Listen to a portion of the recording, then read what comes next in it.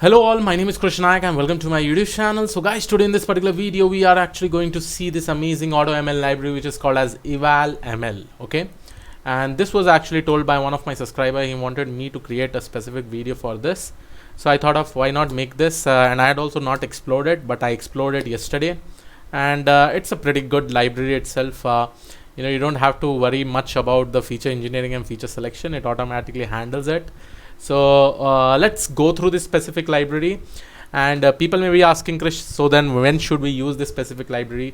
Just understand, guys, if you are pretty much good in machine learning algorithms, if you know all the life cycle of a data science project, you can definitely use this to verify whatever work you have actually done, whether it is good or not. And usually whenever you have different domain problem statements, definitely don't directly go with some AutoML libraries. Instead, first of all, explore it, do it, and then you manually or try to check with this specific library that is an AutoML, right? So let's go ahead. What is this EvalML? So just to tell you a specific description, EvalML is an AutoML library which builds, optimize, evaluates machine learning pipelines using domain-specific object function. We'll talk about this, what exactly is object function and all. Some of the key functionalities, it leads to automation, makes machine learning easier, avoid training and tuning models by hand, include data quality checks, cross-validation and more. Some of the data checks are like catches and warns of problem with the data and problem setup before modeling, end-to-end. This is their state-of-art processing, feature engineering, feature selection. See this. It is actually automating your feature engineering, feature selection, and variety of modeling techniques, right? Then model understanding, it also provides you a lot of tools in order to understand the specific model and all. And this can also be used with respect to different objective functions, which I'll be telling. So let's proceed and let's try to do this. First of all, in order to install it, we just need to write pip install evalml. Now, what I'm going to do, I'm just going to show you step by step, and later on, I'll just take a simple data set and try to show you and how quickly I can actually do it. I'll just show you that also. So first of all, let's go and install this pip install evalml. So I'm just going to execute this. So it says requirement already satisfied. I'm good with it. Now initially you can take data sets from CSV file, you can take data sets from Excel sheet. Over here we are going to take the predefined data sets that is actually provided over here. So over here you can see that, and once it gets the data set, guys, we don't have the data set in the data frame format when we are working with EvalML. We instead convert this into data table. So data table is another kind of data structures you can consider, and it has different functionalities. I'll soon be making a detailed video regarding data table because there were some of my subscribers who had asked this specific question also. So here I'm going to import this EvalML, and then I'm loading a breast cancer dataset. And remember, this dataset, when it is getting loaded, it will be loaded in the form of, so if I just consider this specific example, if I go and execute this, and if I go and see my X, here you'll be able to see that it will be loaded in the form of data table. So this dataset that is coming will be actually in the form of data table. Data table, what it is just like it is a data structure just like data frame, but it has different kind of functionalities in that. There may be different functions that are like they vary with respect to the data. As I said, I'll be making a detailed video regarding data table also. So the first step what we do is that, like how we do a train test split by using the train test split libraries inside my sklearn. Similarly, over here we can also split the data. Okay, split this data, and we will be taking X and Y. Internally, I think it takes 70-30 ratio. If you want to check it out, you just have to press Shift Tab. Okay, and probably you'll be able to see this. Okay, the test size is 20%, so it will be like 80-20. And remember, this type of split that is done for the data table, not for the data frame. Okay, for the data frame, you have to use that sklearn.model selection train test split. So over here, same methodology, xtrain, xtest, ytrain, ytest, and here we have this evalml.preprocessing.split_data. I'll just give my X and Y, but here you have to give your problem type, like what is the problem type, whether it is binary, whether it is a regression problem, binary or multi-class, like that. Okay, so here you have to give the problem type. If you want to see more information, just press Shift Tab and go over here, and here you will be able to see that. Okay, so this is your problem type. Okay, and you can actually check out the documentation what all values this problem type may have. Okay, so definitely go and see the documentation. So right now I'm just solving a binary classification problem, so I'm just going to execute it. Now if I go and see my xtrain head, now you can see that this is all my features like mean radius, mean texture, mean perimeter, mean area, mean smoothness. In a data table, you will be having this kind of format. You'll be having something like physical type where it is having float, all the values. And then you'll be having logical type and all, and segmentic tags and all. Like this, it will get assigned in the data table. And these are my data, obviously, right? So these are my features, right? Now this we have done it. So similarly, now let's go and run the AutoML. Now guys, before running the AutoML, I am not going to do any pre-processing nor feature engineering, not see anything, you know. I've just told that, okay, it is a binary problem statement because my output feature is basically a binary output. So what I'm going to do is that I'm just going to implement this AutoML search. Now this AutoML search is present inside eval.automl. Okay. Now when I'm using this eval.automl and when I'm importing AutoML search, here you will be able to see in AutoML search, if I go and see shift tab, here you will be able to see that this AutoML search is nothing but it is an automated pipeline search. Automated pipeline search basically means that it will try to create a pipeline with the help of feature engineering, feature selection, probably model creation and all, even model hyperparameter tuning. So inside this AutoML search, you have to provide various parameters like your training data set, your what is the xtrain, ytrain, what is the problem type. Problem type we have already told it as binary. Now what are the different problem types? So from the EvalML, if you go and search for evalml.problem types, here you will be finding all the problem types. You can give binary, multi-class, regression, time series regression is also there. So probably if you really want to do the forecasting, you can also use time series. You can use time series binary. You can also use time series multi-class. Probably based on the time series, you want to do whether a customer is going to buy a product or not. Okay, or at this specific time whether the customer is going to buy the product or not. So over here we definitely know in our data set we don't have any date variables. So I'm just going to use xtrain, ytrain, and the problem type that will be with binary. If it is a multi-class classification problem, I'll just put this as multi-class. Okay, all this notebook will be given to you guys. So here I'm just going to execute it. Now here you can see that automatically this execution has started. And if I talk about whenever we consider binary, guys, it is going to use the log loss function. Okay, and this value that you'll be seeing will be with respect to iteration. So this shows that at the 8th iteration you're having the log loss of 0.09. Now how do I know it? Just press shift tab over here, okay, and go and see over here with respect to the objective. If it says that when we set to auto chooses log loss for binary classification. Now by default for binary it will be going to choose log loss binary. If you consider multi-class, then it is going to choose log loss multi-class. And when you choose regression, then this is basically your R squared error, right? So that is what are the performance metrics that is basically selected.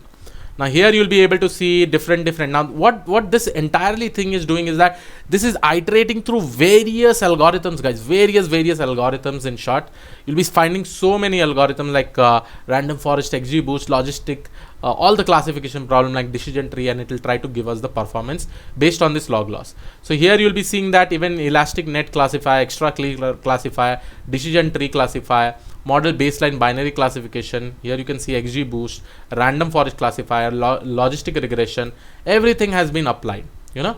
Now if I go and take this AutoML, whatever AutoML I've actually created, see after this I just have to write AutoML.search, so this entire thing will run.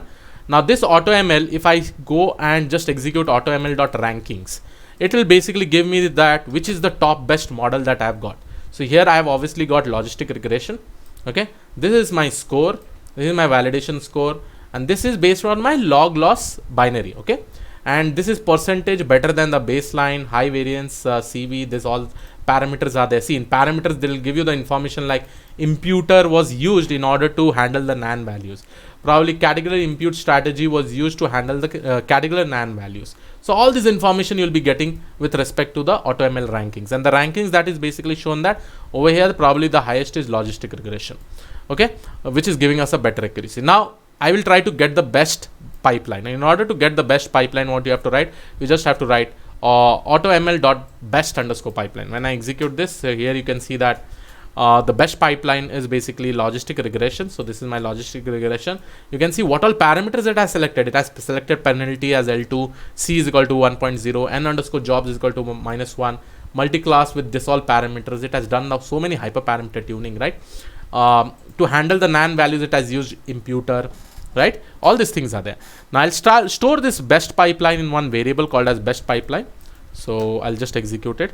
Now, if you really want to describe this first logistic regression detailedly also, because you really need to share this particular information with all the parameters that you have used to your stakeholders. So in order to do that, you just write automl.describe_pipeline, and you take this ranking. From this entire ranking, you just have to take the first one, because this first one is the best one, right? Your logistic regression according to this, right, is first one. So now if I write ilog of 0 of id, then it will actually give me this entire information. It says logistic regression classifier imputer plus standard scalar. Now see, standardization is also being used. Okay, the problem type is binary, model family is linear, imputer, what all imputer it has basically used for imputing the category of NaN features. It is used the most frequent, just like mode. Then numerical impute strategy is mean, category field value is none, numerical fill value is none, right? Then it has performed standard scalar. This is the entire pipeline, guys. Now just having this particular information also, you can manually create your model, right? Then you have standard scalar, then you have logistic regression. In logistic regression, the penalty was used L2, C was 1.0, n underscore jobs is -1, multi-class was auto, solver was LBFGS, right? All the features that was there. Then this is with respect to your different accuracy, like log loss, MCC, binary, AUC, precision, F1, balanced accuracy, binary accuracy, sensitivity, and low rate, alert rates, and all. So all these errors is basically given. And remember, guys, with respect to the domain expertise, right? This features, like probably you may want to make your model work based on an AUC score, based on precision score. I can also hyper tune my model based on that. Because in a problem statement, suppose if I consider the example of tomorrow, I want to predict whether the market will crash or not. In this particular scenario, just tell me, guys, which are the parameters that I need to focus on, whether I should need to focus on reducing false positive, or should I need to focus on reducing false negative. So based on this, and all these features when we take, we will probably be taking all this kind of performance metrics like F1 score, precision, recall, all these things can be considered, right? So in the next step, we will try to evaluate it on the holdout data. We also say it as test data. And in this test data, while I'm predicting or I'm trying to find out the score, I can use multiple objectives like AUC, F1, precision, recall. I just have to give this in the list format.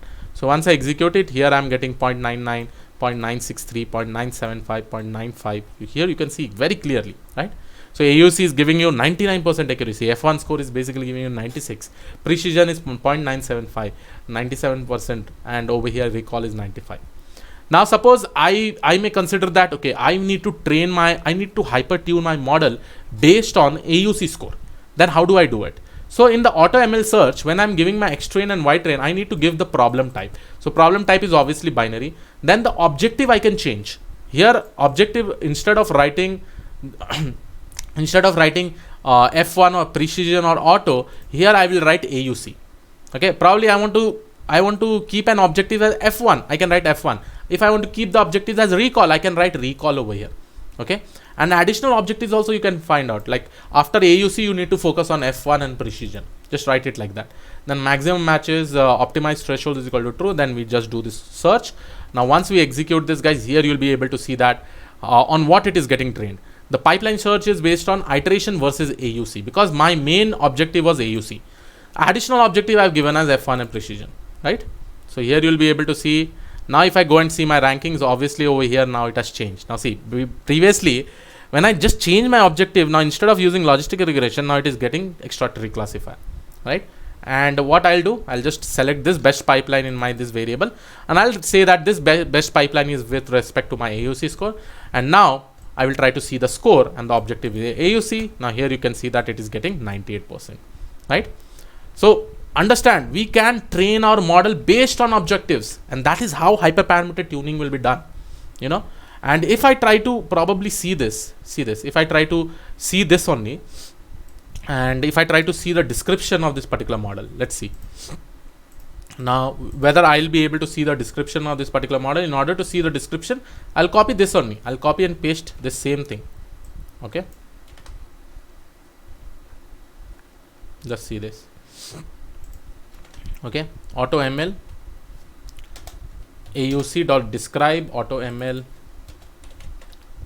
AUC ranking. Now see, here we have selected extra tree classifier. Now when it is using extra tree classifier, obviously what is the category impute strategy, what is the numerical impute strategy, how many number of decision, how many number of trees has been used in extra tree classifier, max feature, max depth, max mean sample split, mean weight fraction underscore leaf, and underscore job is equal to -1. Now you may be thinking, guys, now see, with respect to this, AUC is 99.6, F1 is 96.4, precision is 98.2, training this much, validation this much, everything is given over here, and standard mean is basically given this much. With respect to this, what is the standard deviation with respect to the confusion matrix is also given over here, right? Isn't it amazing? Now you may be thinking, Krish, how it is happening so fast? This is all because of this data table data structure, guys.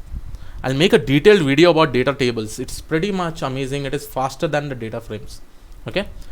Now what we do, we select the best pipeline and then we see the score. I'm getting 98.6%. If you want to save this into a pickle file, then you can write best underscore pipeline.save as model pickle.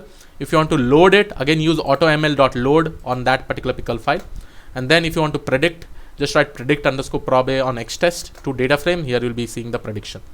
Now based on this prediction, whichever is the highest, you can take that, and it will basically predict benign or malignant, right?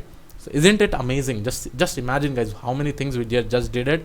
I need not have to worry about what is the hyperparameter tuning. I did not have to wait, for training purpose also. It will usually take time. Now you may be thinking, Krish, fine, this is very simple, right? You had some specific data set. Now just show us something by loading a data set, and how do you do it? So for this, what I'll do is that I'll take this Titanic data set, guys. I'll just execute it. I'll make df.head.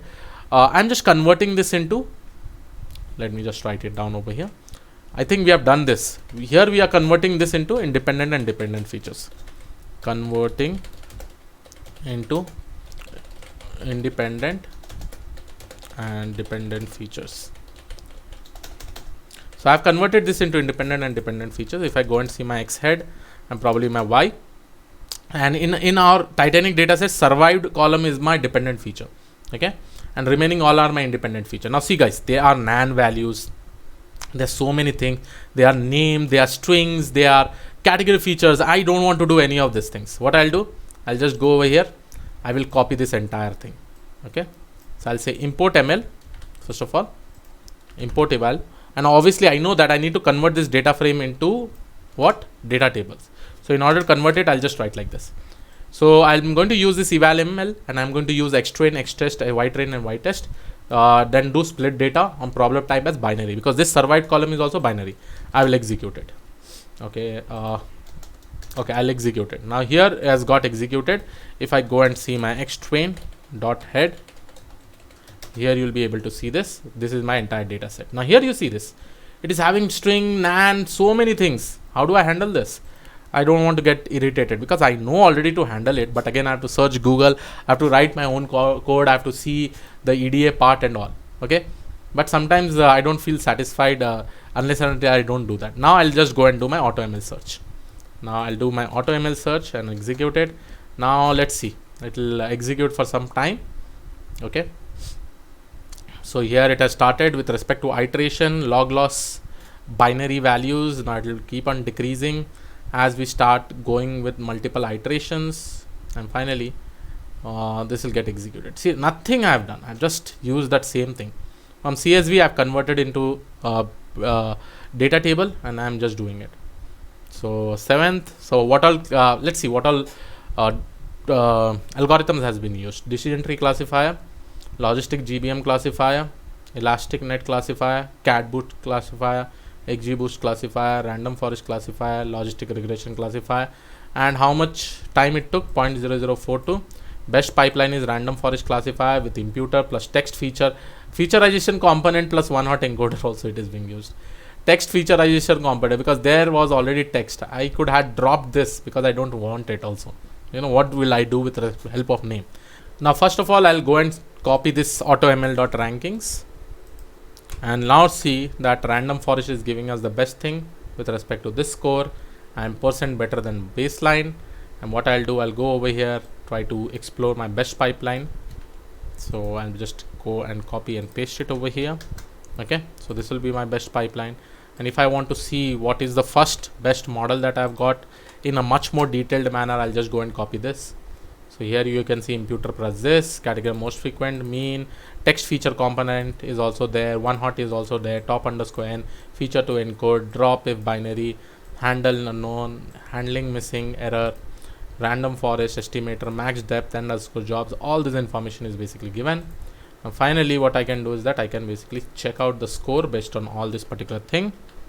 Okay, I'll copy it and paste it over here.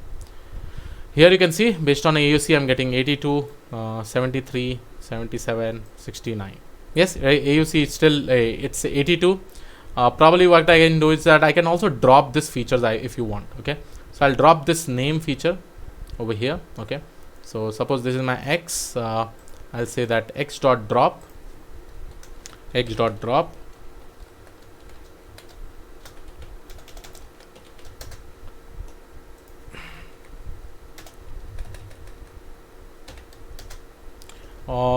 of drop of x of name. Let's see what is this.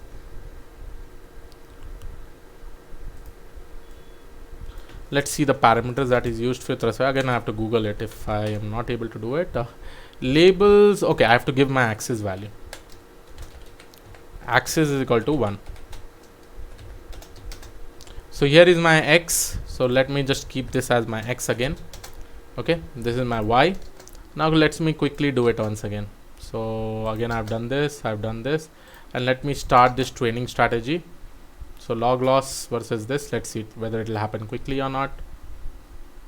Now I think the text featureization was not required, because these all things, because name does not require text feature summarization or featureization or any probably did not have to convert that into a vector.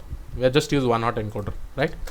So now if I go and see my best pipeline and just see this all information, this looks good. Now here you can see that text featureization has been removed. Okay, now if I go and see my score, so this is basically my score with respect to AUC and all. Okay, so this was how quickly we were able to do it. So I hope you like this particular video. Just try to do it by yourself. I'll give you anyhow this entire notebook. You can try it by yourself and try to check different examples. But again, remember guys, with using this AutoML, 60 to 70% will definitely get automated. But the major thing that is getting automated is feature engineering, feature selection. But if you really want to get that state of art, which we see in Kaggle competition and all, where we are getting amazing accuracy, I think definitely you have to do it manual. The best way is that, I know, because many people say then what is the use of learning? But understand guys, satisfaction is the main thing. Like now, if I'm doing in this particular, I'm not that satisfied. Because if I analyze the data, I understand that about that specific data, I need to get more and more knowledge about that data. Then only I can become a experienced guy who can actually guide someone, who can tell someone like how we should perform things, right? Yes, definitely EvalML is a kind of AutoML libraries which helps you to do most of the work, most of the task. But I feel still think that yes, first of all, you try to do it manually and try to always compare with this EvalML. That will be a good approach and strategy. So I hope you like this particular video. Please do subscribe to the channel if you are not already subscribed. I'll see you in the next video. Have a great day. Thank you and all. Bye bye.